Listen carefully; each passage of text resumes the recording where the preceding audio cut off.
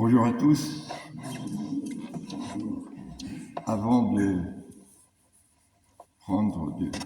dire le message que nous avons l'intention de vous faire passer, je voudrais remercier le Père Trinet pour son initiative, heureuse initiative, qui consiste à réunir ainsi symboliquement les trois religions du livre, puisque finalement le message que nous voulons faire passer, c'est un petit peu la suite logique de ce que nous venons d'entendre au cours de cette messe.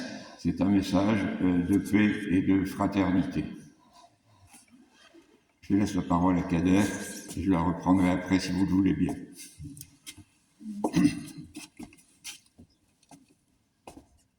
Bonjour à toutes, bonjour à tous. Bonjour. Voilà, je suis très content, très heureux avec cette initiative que le Père Trinet nous a donc soumis, d'être là tous les trois ensemble, les trois représentants des trois religions.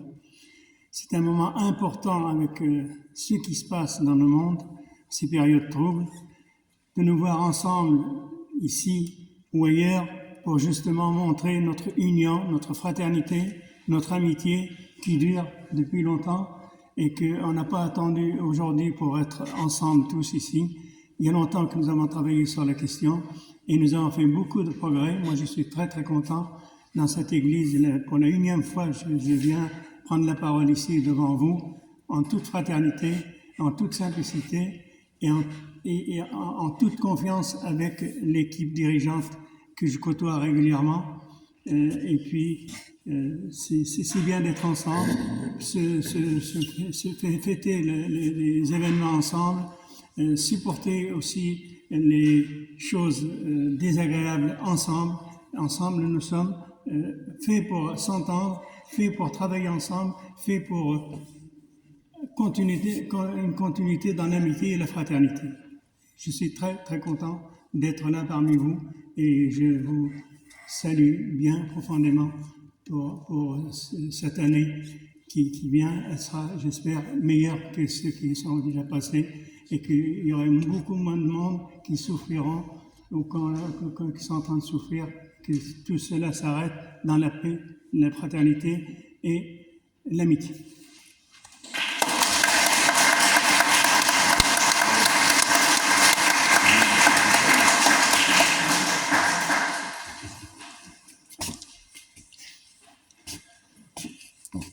J'ai un papier parce que la mémoire...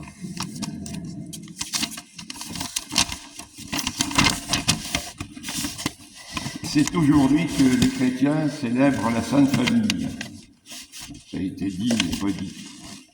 Cette fête, symbole d'unité et de trinité, est l'occasion de nous interroger les uns les autres sur les rapports que l'homme construit avec ses semblables, à commencer par les plus proches de ses semblables, ses parents, ses frères, ses sœurs. Mais qu'est-ce que la fraternité, qui dans une approche laïque est aussi, ne l'oublions pas, le troisième pilier du triptyque républicain, liberté, égalité, fraternité. Pour les deux premiers, les choses apparaissent simples. C'est pas si simple non plus. Il suffit de légiférer pour déterminer quel est l'espace de liberté dont doivent disposer les citoyens. Il en va de même pour l'égalité, on peut la décréter. Mais la fraternité, qui peut la loi pour la décréter? Qui? UU'. La fraternité, elle sort du cœur. Elle ne peut être le résultat d'un décret. Elle résulte d'une adhésion individuelle et se construit au quotidien. Mais attention, la Bible nous rappelle combien elle peut être aussi pervertie. Souvenez-vous, suis-je le gardien de mon frère? C'est la réponse que Caïn fit à Dieu, qu'il interpellait sur la disparition de son frère Abel. Dieu, constatant le meurtre, punit Caïn en le condamnant, lui et sa descendance, à l'errance, alors qu'il était cultivateur, comme tout cultivateur, très attaché à sa terre. Cela nous conduit à réfléchir sur cette notion de fraternité, qui peut être corrompue par la jalousie, la cupidité et d'autres sentiments négatifs qui habitent le cœur de l'homme, et dans certaines circonstances, l'incitent à commettre le pire. La fraternité se mérite. Elle suppose un effort permanent et une approche respectueuse de l'autre. Notre société de consommation a favorisé l'apparition de clivages et l'individualisme, si bien que l'on ne sait plus qui est son frère et qui ne l'est pas, ce qui est important et ce qui est futile. Suis-je le gardien de mon frère?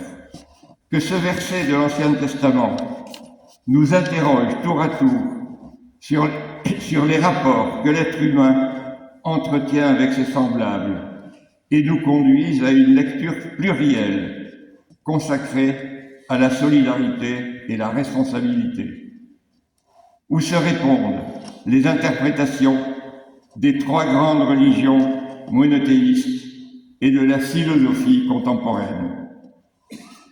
Voilà, mes chères sœurs, mes chers frères, à quelle réflexion je vous invite en ce jour de célébration de ce modèle de vertu qu'est la Sainte Famille. Je vous remercie de votre attention.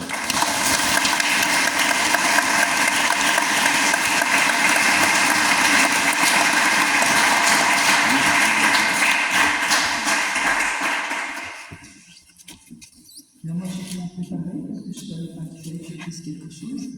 Mais je suis très heureuse d'être ici et je peux témoigner qu'en EAP, c'est-à-dire en équipe d'animation pastorale, souvent nous parlons de la fraternité et de ce qui nous relie non seulement à nos frères juifs, à nos frères musulmans, mais n'oublions pas non plus la Corée et l'Afrique. Je crois qu'ici, dans cette église, nous voulons, nous essayons et parfois nous arrivons à cette fraternité. Voilà, nous avons déjà partagé des repas à la mosquée, ici, derrière, avec nos frères musulmans. Alors pourquoi pas, en cette période de vœux, proposer que nous puissions partager un repas tous ensemble, musulmans, juifs, chrétiens, voilà, puis tous ceux qui veulent. Ce serait, je pense, une bonne façon de témoigner